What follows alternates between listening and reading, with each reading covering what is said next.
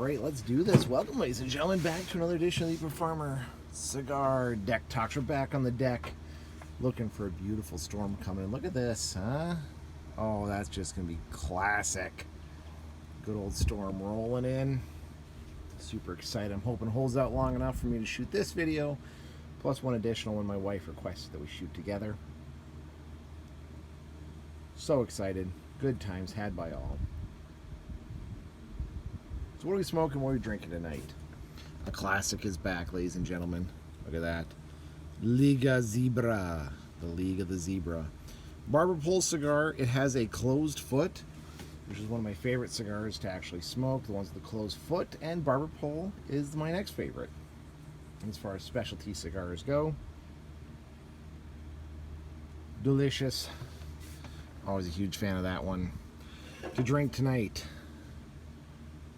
from the odd side, we have lemon passion fruit guava popsicle. Not really for sure what to make of this one. Of course, a fruitier beer, but it's kind of a fruitier topic to talk about. Seemed kind of fun. Something a little different. Plus, you know, summer, spring coming around. You gotta try some of those fruitier drinks. And that's what I'm doing tonight. Well, this one's odd. I'll just say that right out. It's actually really cloudy. You can't see through it. Alright, bottoms up.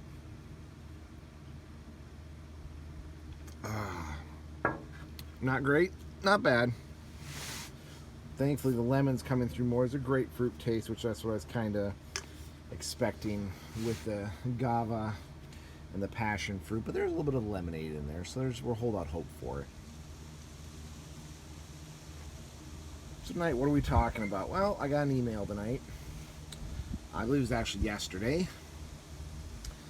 There is an EMS conference coming up. I was not invited to be a part of it. I know, big tears. So sad, too bad. Oh well, next time maybe.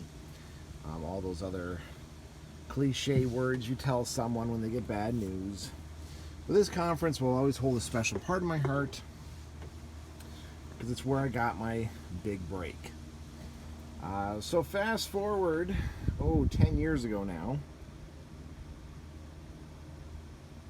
I just graduated from IC class, gotten off the rig full-time, was working for the mine.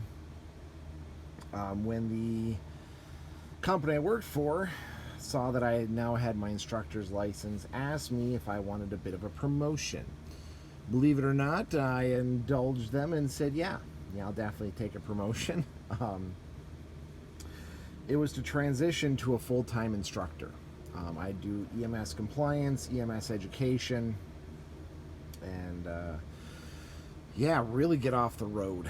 I still covered on the ambulance and a few other positions at the mine, but my primary job was education. I was loving every minute of it. So, lo and behold, 2013 rolls around. I am submitting 4 to 8 classes. So that is 8 to 16 credits of classes every month for the mine, plus specialty trainings and other trainings and whatnot. Having a blast doing it. Well, an EMS conference comes rolling around. I am excited. I've went to this one many, many years in a row as a student. Good training, offers a great opportunity for local residents, Upper Peninsula, Upper Wisconsin residents to go to. Kind of state-renowned, if you will. Well, about a month before I am due to actually attend, I get a bit of a email and a phone call from the director of this conference. He noted that earlier that month I had actually submitted or about a couple months ago, I submitted a crush injuries. It's a condition you get when something falls on you and you get crushed and debris, and you have your legs get tourniqueted from blood, and it's a big to-do. I mean, you also have people get this rhabdomyolysis and a few other conditions. Turns out their instructor, who was supposed to teach a class on that, totally abandoned them. Just took off, wasn't going to teach it. I said, I'm interested. I said, how many students? And the guy looks at me and says, oh, don't you worry, he said. We wouldn't do anything too rash. You'll only have maybe 20 to 30 students. It's kind of a specialty training, which I agreed with. Yeah, it was a specialty training. He did ask if I could do a practical part with it. I said, hey, got you covered. You're giving me a big break here by teaching at this very prestigious conference.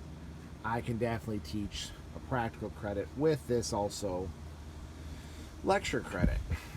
So anyhow, I'm kind of getting nervous, kind of getting amped up. I think I taught crush injuries every week for the next month until that class came up. Taught my kids about it. Taught random strangers at the YMCA about it. I was ready. Kind of a big deal being asked to be a conference presenter when you only had about a year, maybe less than a year's worth of experience under your belt. So I was very humbled, very excited to have that opportunity. And yeah. So I show up in my little instructor badge. I get to go to the conference for free, which was awesome. He offered me a hotel room. Granted, I only lived, I think, like 20 miles from the conference, so I didn't think that was really a thing. But I go to get ready for my class, and I ask what room I'm in. And I'm actually in a rather large room. And I kind of make note of that. I was like, oh, I know that room. That's a huge room for 20 people. And the lady who I'm talking to kind of laughs. She didn't say much more than that. Lo and behold, this 20-person class actually ended up being a 115-person class because a lot of people needed the practical credit.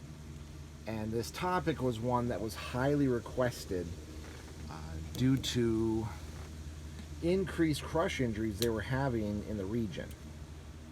I did not, of course, know this. I was a little frustrated. Talk about trial by fire. I went from thinking I was teaching just a small 15, 20 person class.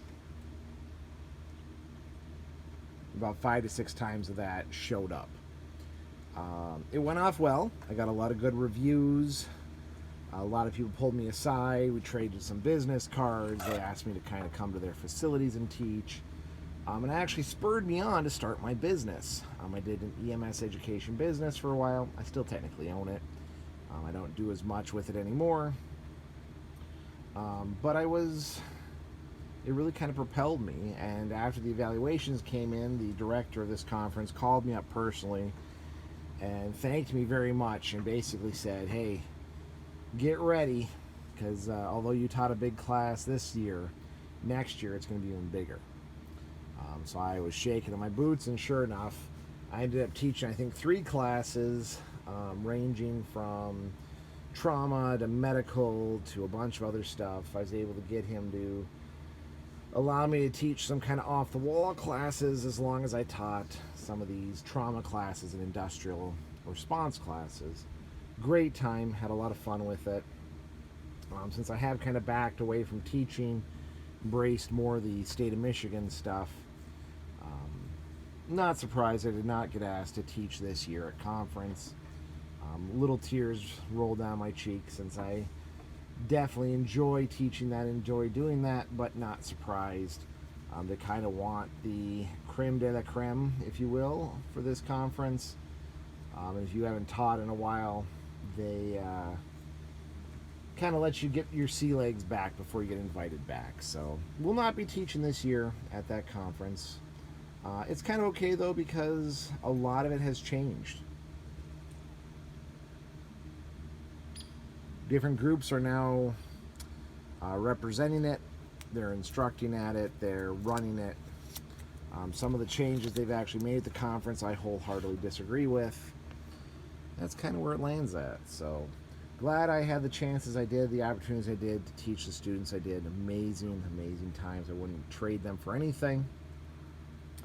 I hope one day I'll probably get back to teaching at the conference because it holds a special place in my heart. So there you go. My first teaching at a conference. Crazy experience, great experience. Glad I had it.